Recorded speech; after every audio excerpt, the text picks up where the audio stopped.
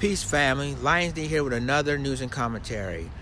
Mass graves has been found in the Texas construction site. Over 100 African Americans' bodies been found, morally black prisoners. So I'm going to go ahead and play this video and give you the rest of my commentary.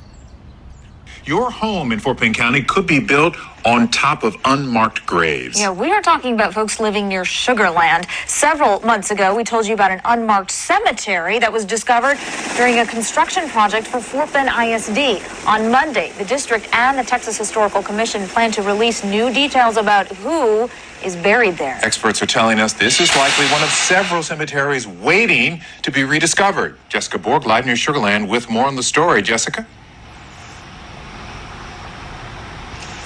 Guys, this is considered an active archaeological site where forensic analysis of these remains found is still underway. Experts say residents should not be surprised if one day remains are found in their own backyards.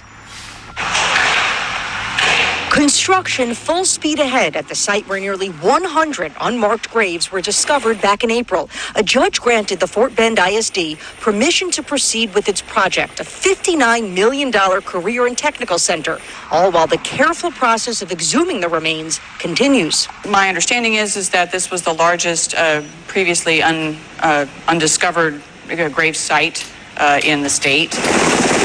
Crews discovered the remains while digging. They're believed to belong to African-American prison inmates more than a century ago. It's very interesting seeing Sugar Land grow and develop. It's also very interesting to uncover some history.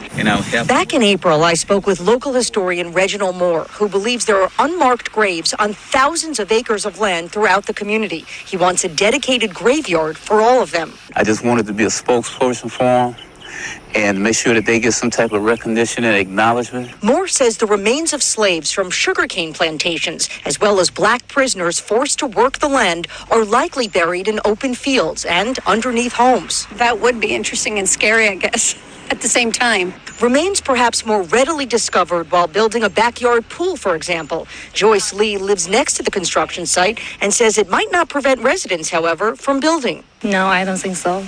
No. Because they have a lake here and they didn't find anything.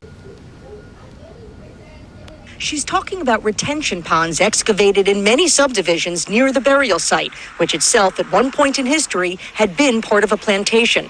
Neighbors say moving forward, developers need to keep in mind the area's past. If they're going to develop something, they should have a little respect for what might have been there before.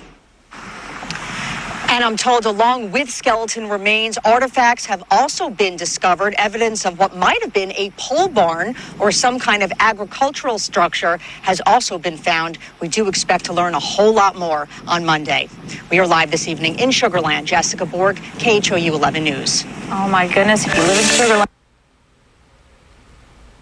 Okay, guys, thanks to KHOU, which is a Houston affiliate TV station down there, explaining the situation. Now, 100 mass graves of black prisoners back during slavery time. This is unbelievable. And people said it's still investigating whether it's really them or not. So my thing is, ladies and gentlemen, are they going to create a grave site for those 100 black prisoners that been found during the construction site? Well, they need to, so they can really find out who they are, where they from, how they died, and do some research on them. So realistically, ladies and gentlemen, that we basically need to learn who they are, and so they can have a rightful grave or rightful bury site, so they can doing history stuff for them. So again, we have to understand that we as a people need to need to come together and really learn about our history, especially who were those black prisoners. So I'm glad that they did that. I'm glad they did information on them, and hopefully they will find out sooner or later who they are. Well, leave me a comment. Tell me what you think about this video. Share this video with follow me on Twitter, Instagram, and Facebook. Also, subscribe to my YouTube channel, subscribe to my reaction channel, and subscribe to my Black Johnson channel for more news and commentary. With that being said, this is Lions Den signing off. Deuces.